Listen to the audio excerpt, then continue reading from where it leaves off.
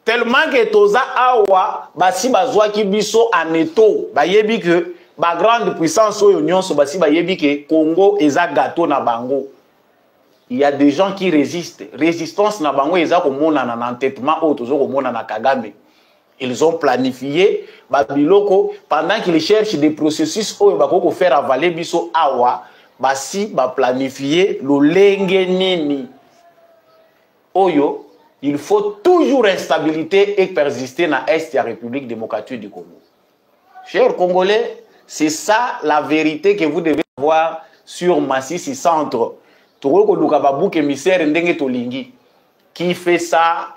Nani wana zako sala que to perdre ba bataille ndenge na yokaki bande ko mususu o ezaka ka pomba privé ba wazalendo ba munitions. Il y a des combats corps à corps.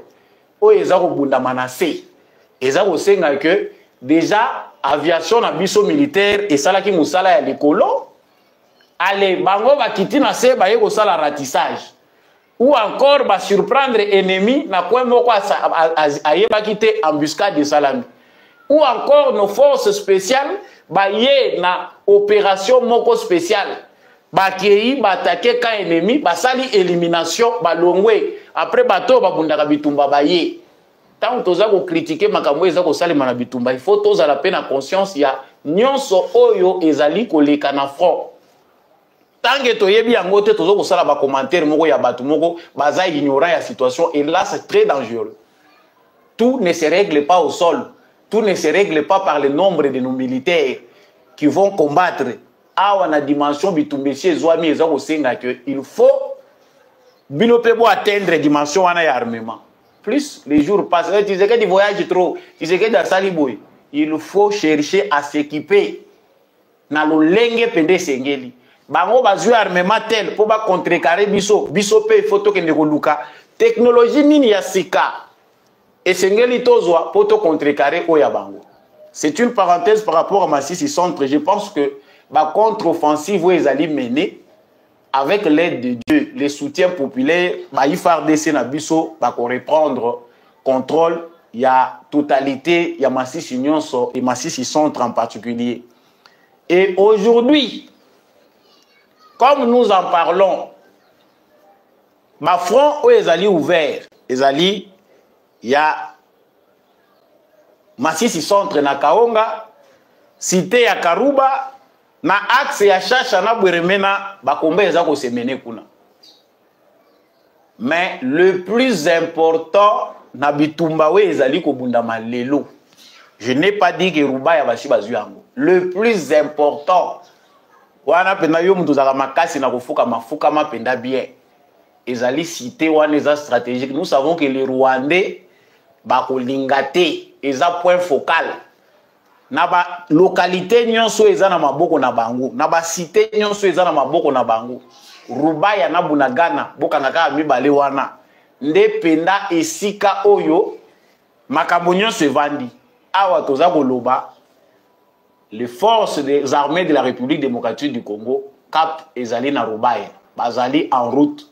On ne sait pas donner tous les détails, on s'arrête là par rapport à l'information biso tokoyi kopesa. Ezali kaka ke biso to sambela pona mapinga na biso parce que bango pe na ngamu na bango basi ba comprendre que ils ne doivent pas perdre Rubaya.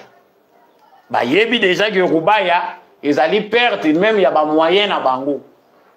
Comme ils ont perdu dans certains coins à Wakaka na Massissi, ba perdre ba cité et si kawabe bazali ko continuer ko exploiter bazoko zo minerai.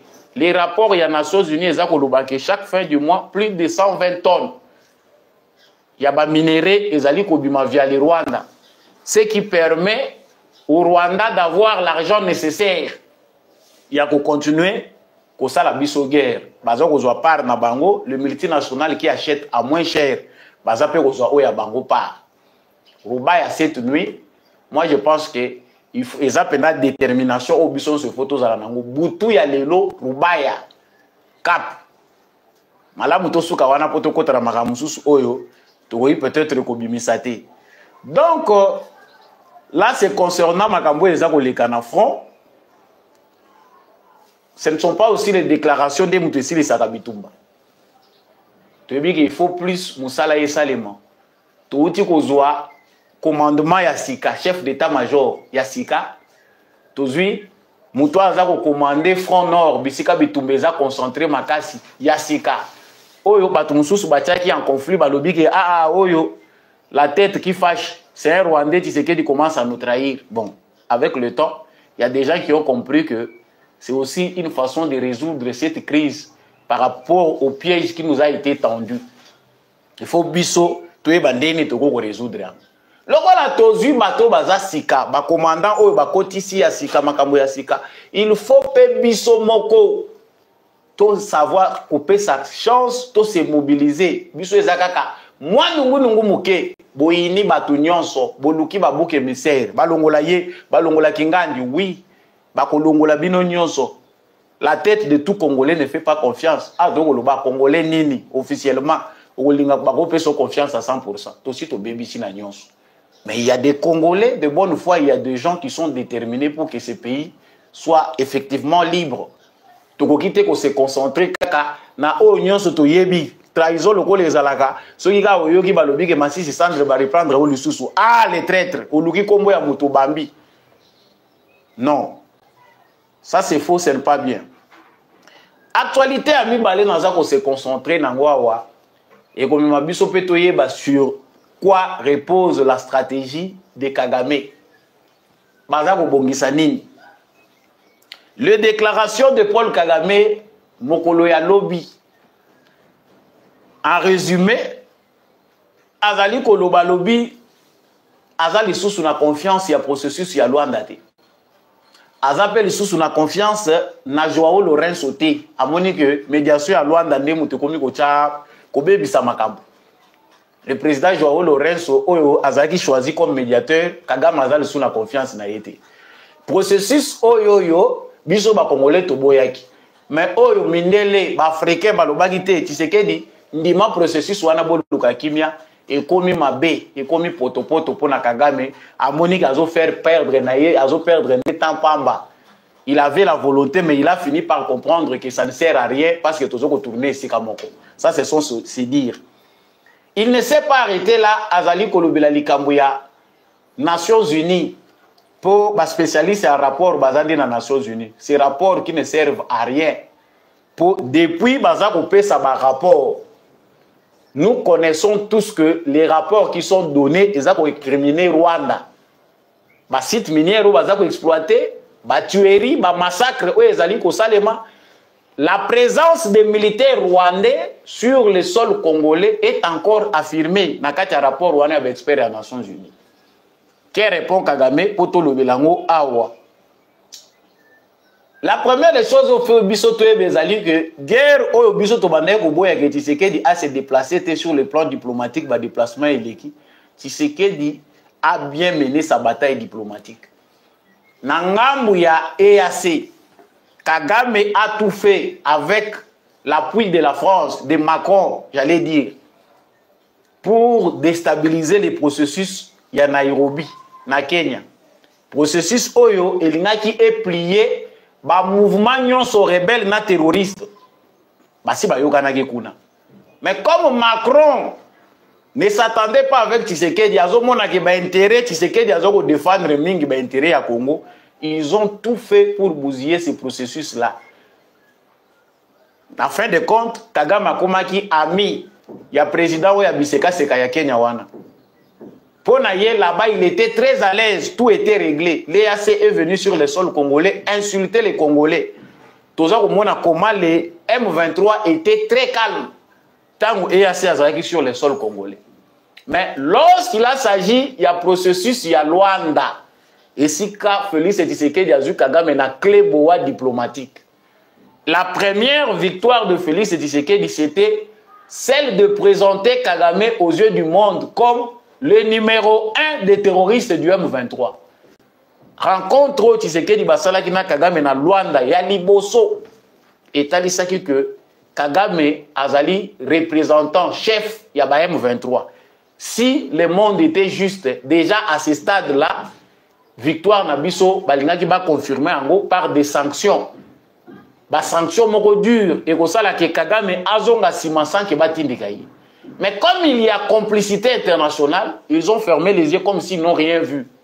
Pour tout pousser les sous processus, non, tu avances encore. Tu avances les États-Unis, l'Union européenne, l'Union africaine, n'a pas organisation sous régionale. Bah, tindiki balobi, tu sais qu'il faut accepter les processus, beaucoup de discuter na bango. Les discussions, tu sais qu'il a dit à l'obi, oui, tu solo lana Kagame, tu trouver des conclusions na yé, parce que c'est lui qui agresse mon pays. Le langage de Tshisekedi est clair, que ce soit pour les Congolais, que ce soit pour les étrangers. Même s'il y a des Congolais qui font semblant de ne pas comprendre, alors que Tshisekedi a tenu sur la place publique, pour que même celui qui a un faible niveau, il y a compréhension, à comprendre de quoi il s'agit. Awa, tout ça qu'on l'oba, clé, il y a Tshisekedi de réussir. Ceux qui nous suivent au quotidien, l'émission a vu passer, il y a des gens il ne doit pas mettre sa signature dans l'accord Moko Yasuka na Luanda. Ça sera la fin de son pouvoir. Accord Wana, la piège tendu, tu sais que Yachelio Mutambu Yasuka. Soko Ndimi Kocha signature et la question que on diriger les sous Rwanda. Parce que utilité na yo aux yeux des Occidentaux et Sili. Pour servir les sous na l'autre côté. Voilà pourquoi Kagame a tout fait pour boycotter, à saboter les sous processus. Tant Bolandi, ministre des Affaires étrangères, maman Thérèse Kaikwamba, a clair là-dessus.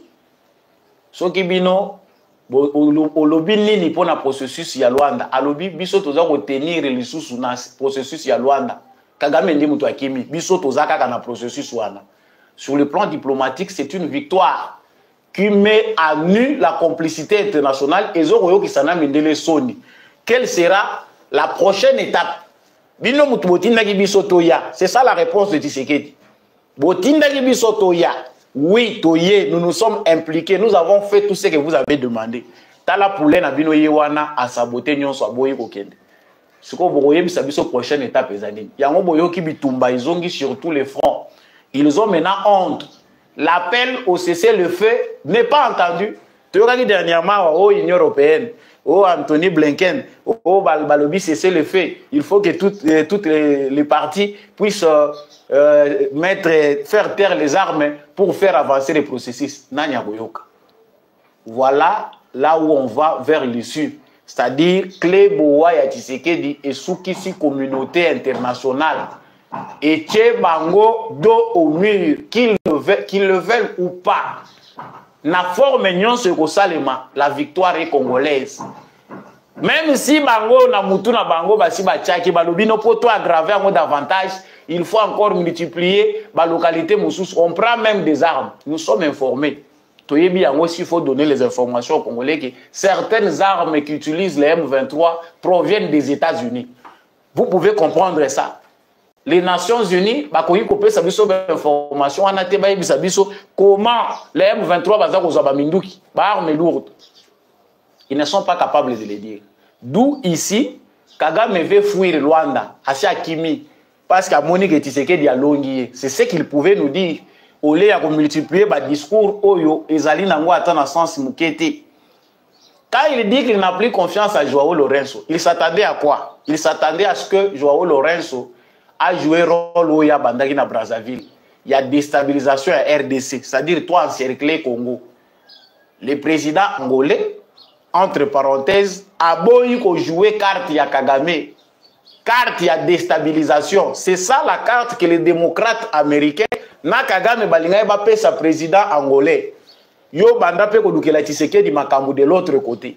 Que Félix Tshisekedi soit déstabilisé à l'est, à l'ouest, au nord, au sud. Comme ça, comme il ne veut pas se plier, nous verrons quelle décision il va prendre.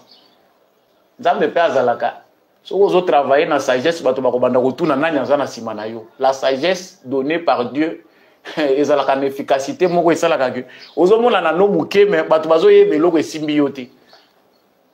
Protégeons Tshisekedi pour ça. Kagame parce que sur le plan diplomatique, mutu moko ta za na courage ya kozwa kotala monde boye na misumi balé après à lobby que Kagame a raison, il faut l'encourager. Mutu azate.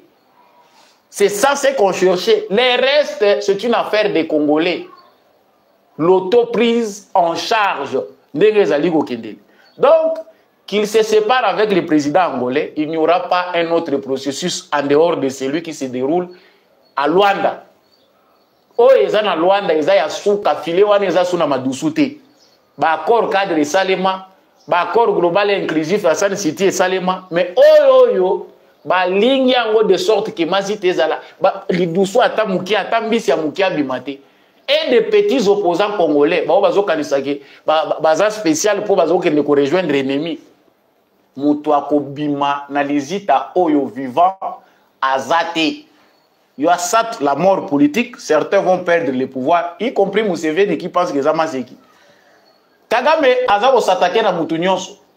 Naliro Tokomi, il va s'attaquer même au bon Dieu. Bato, bayaki non a pouvoir aux autres, ça va moi les sous confiance. Si quoi confiance au pays, ça n'a alobi Nations Unies Azako Tala Makambo qui est au côté. Même ceux qui les lobes ont déplacé la frontière, Longoli, Rwanda, la place Ezali, qui me met à côté de monde, est-ce que aussi c'est un problème? Il les accuse. Les leurs a commis pour ça la meilleure culpe indirectement. Il dit le problème ce n'est pas moi, ma cause profonde. Oui, les causes profondes, et ça que yon di maki aux ala mukala, ba balkaniser, ba payer béré en Afrique centrale, di colonna yo yonde instrument pour basalango. Maintenant, il s'attaque aux Nations Unies à l'objet rapport Ezamabe. Les Nations Unies n'ont rien d'autre à faire que de nous fournir des rapports. Il y a un le gouvernement congolais doit aussi chauffer encore les Nations Unies, le peuple congolais. Nous devons menacer de quitter cette organisation-là barbare, dirigée par des mafieux. Les Nations Unies ne servent plus à rien. L'Isanga, il y a plus de 180 pays. Ezali Lelo, à genoux, à cause, il y a méchanceté, à cause, il y a injustice. Un petit pays comme le Rwanda, membre aussi des Nations Unies, Makamounion et remettre en cause l'existence du système Mobimba. Et là, dit que le système est pourri. Voilà ce que doit faire le gouvernement congolais. À un certain point, il faut un discours à Makasi et Zalaka. Bolobi, moi, je n'ai pas comprendre que Mokili et Boaki Subiso. Vous ne comprenez pas notre existence en tant qu'État. Le kola boboy biso bolingi ko comprendre biso te comme état malamu toza la lisusu na binoté. C'est compréhensible. Et ça juste babengana réussi na G ce qui G8 ce qui G7 ndenge za G8 et comme G7 ça n'a rien changé. Alors ça la makambu na pas s'affirmer na ye. Nous devons nous affirmer en tant que nation, en tant que patrie, il faut te bandeni pour se défendre. Ici Kagame azako yoka mutema pasi. Alobi RDC andimike Uganda ekota na Congo. Pour na kotrake ba ADF baza ko travailler na Uganda. Bandimike Burundi akota soki pona red tabora soki tabera soki ni. Mais bisope toza ko senga ke na même contexte pona makambo etali ba FDLR ils ne veulent pas. Tala na no niveau ya liboma. Batu banda ko kanisa ke Kagame aza puissant. Mais au moni soki oza ko bunda soki otali bitumba ya aigle na nyoka. Pour le moment, il y a un côté tant que je na niveau likolo. Aigle tant que comme ça kapenda nyoka likolo, nyoka comme vulnérable, azali sur le terrain na yete. De la même manière que Kabila comme Gizobawa, Kagame a monani que en lui il n'y a ni intelligence ni sagesse. Tala ba contradiction na ba propos ya Kagame. Bota la ka bino moko depuis Félix Tshisekedi accéder na pouvoir. Tozo kaka tata wana. Ti to comme lelo. Soko zui discours ya Kagame utangi utali ba discours nenyonso. Logique ata 10% ils ont les sous-soutés. Tout est devenu barbare. Liboma et monani plus.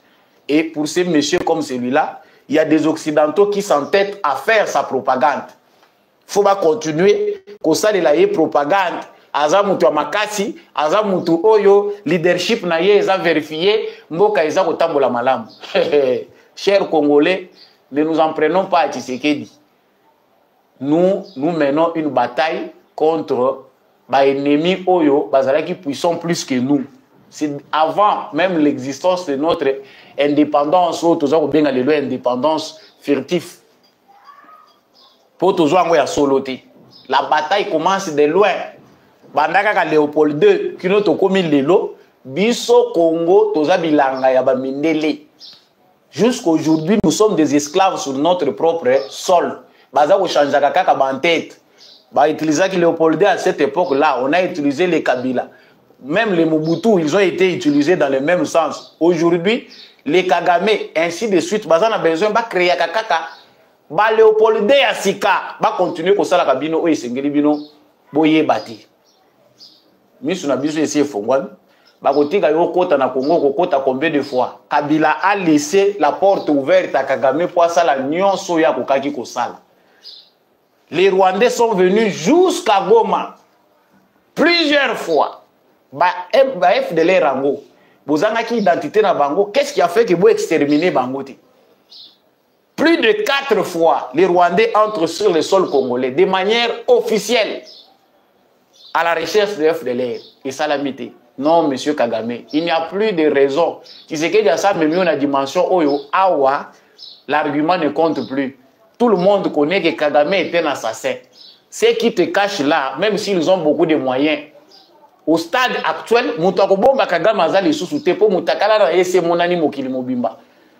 ça ne sert à rien de chercher des subterfuges. C'est ici que le président Félix Tshisekedi a la peine à oreille attentive. Monsieur le président Félix Tshisekedi, quelque part, c'est comme si sa vie, il est assassiné, mais côté, monsieur le président. So yoki bato bazako loba par sagesse, oyoki pe bato bazako loba peut-être sur le plan spirituel, nous savons tous que au stade actuel, virage oyo dur to koti, eza virage moko et memakabato sacrifice. Madame nazoko lobeza très sensible, virage ya boyi et memakaka ba sacrifice. Moni pa muto monena kei. Ba délivrance à modèle et bomakaka bato. Madame nazoko lobo ceux qui sont spirituels, ils appréhendent ba yebi ndenge nini ezako leka. Délivrance nyon soyo il est kakana makamu. Surtout ya mboka lokola Congo destiné za monene makasi et melakabato. Monsieur le président de la République, nous prions beaucoup pour votre vie. Dans le stade Oyoyo et Zako Kende, Félix Tshisekedi doit se débarrasser à temps. Na ba ennemi yo moko azo garder. Okoko manzambe te monsieur le président. Baza ko insister okoko makanzambe te. Tozaka ka bato. Bolingo na yo elekate jusqu'à tel point yo zo kanisa gendeka yo zo monela na yango. Ceux qui veulent partir tika bango ba kende. On ne peut pas accepter au nom de l'unité nationale sacrifier toute une patrie. Yo zo bomba bango kakake. So to saliboye bako kende. So to saliboye tika bango ba kende, c'est l'ère de la rupture. Sinon roya ko se noyer na bango. Il faut les laisser partir. Il y a une place pour Dieu, il y a une place pour un humain. Yoro komanzambe te. À défaut ya koyoka, bango bazana carte na bango. Aujourd'hui, c'est tout à fait clair que les démocrates américains veulent la tête de Tshisekedi. Parce que pour les Américains, au bazako mona façon bazweli ba intérêt na Congo, Tshisekedi est un danger. Un grand danger pour les intérêts des multinationales. Dans leur ensemble, le plan c'est de les tuer, babomaye. Comme ça, tozongi na case à départ. Biso mboka oyo Congo makambuto moni na liwa ya musée Laurent Désiré Kabila. Même si nous n'étions pas tous d'accord avec lui, toyebi que ba erreur belé oya kometa ki ememe biso na fossé oyo tozongo lukato bimalelo. Mais sa mort a causé des dégâts et enfoncé biso davantage que ba erreur na ye. On le pouvait même le préférer l'avoir en vie avec ses erreurs que l'avoir mort. Déstabilisation totale. C'est ce qu'ils veulent encore qu'on vive. Nous savons pour nous qui croyons que Bilora Bongo et Koko se répéter le soutien en Boka Oyo. Mais c'est cet agenda-là qu'ils voient à défaut. Il faut l'éliminer. Mais pendant ce temps-là, yo zako gérer les sous-sous. Bandoki mususu pembeni na yo. Olingo bundana batu combien? Okobundana batu combien, monsieur le président? Obundina famille politique na yo moko, famille biologique. Obundina ba opposant congolais, ale yo moko s'entourer lisusu na bandoki. Bandoki penda makamutozo ko lobo e voto loba ko miso ko fungoma bendoki. Chers congolais, bo loba biso tozo ko loba te, biso ya biso eza ko loba. Il ne faut que dire pour que les gens soient sauvés. Ah, monsieur le président, ce que vous avez un conseil populaire, conseil, il y a Ophélie, il y a biso yangoana, ba conseiller public. Nasuki siawa, na likambo etali retrait, il y a accréditation. Oyo ba retiré na El Jazeera. Tala côté oyo, ndeko Patrick Mouya yazoya ko lamuka na Christian Bosembe. Na lobela yango lobby. Peut-être ou avant-hier. Mais c'est toyo ko mona sikoyo ke bandeko balamuki. La guerre, on ne blague pas avec la guerre. Tobandi ko bele la kala. Tala ba réunion à Conseil national de la sécurité. Ezoya ko kota bozo ko zaba mesure que il faut maintenant suspendre des chaînes. Pendant 2 ans, 3 ans, nous avons crié, crié, crié. Botika bisote to bundaka bitumba oyo biso moko sans moyen ni quoi. Tobele la kaka congolais qui a manipulation. Botika te boyoka kite. Lelo oyo El Jazeera azako ça la propagande ya ennemi.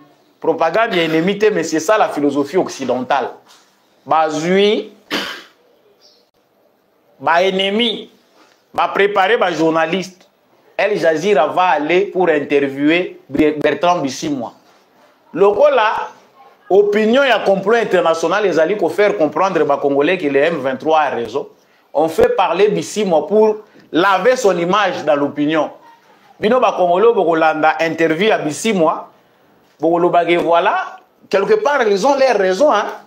Allez, c'est ça le travail. El Jazeera, ça la moyenne côté, ça travail. Il y a RFI, il y a France 24, TV5, et on en passe. Et voir même d'autres Congolais au bazar pour relayer un message à l'ennemi.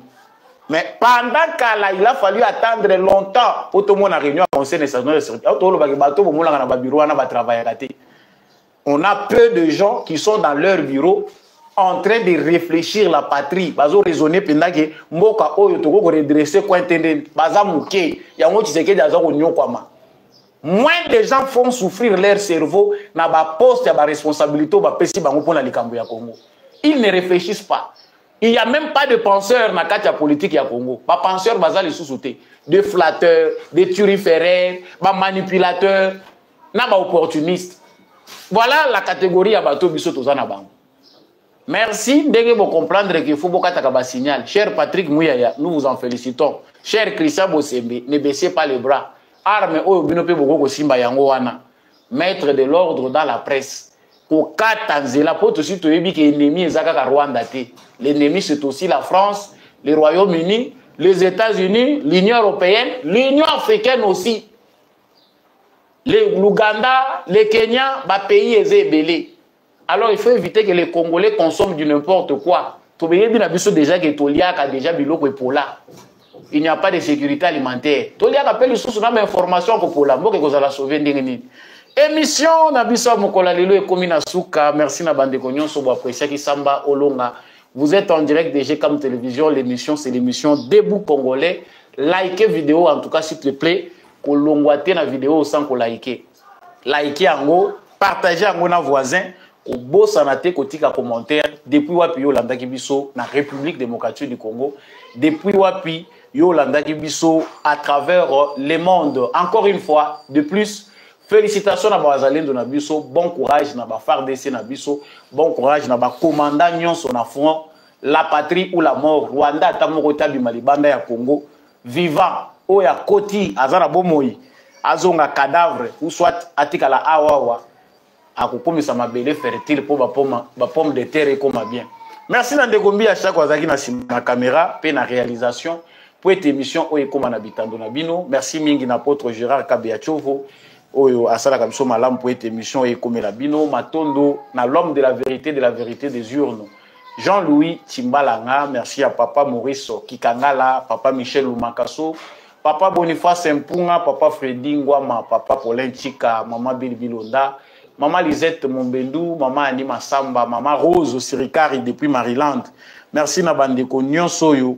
Bozali vraiment Kolanda biso de partout bandeko Lubumbashi. Merci na bino nyonso oyo bolandi biso en direct de la République démocratique du Congo. FARDC na motema, Wazalendo na motema. On se retrouve prochainement.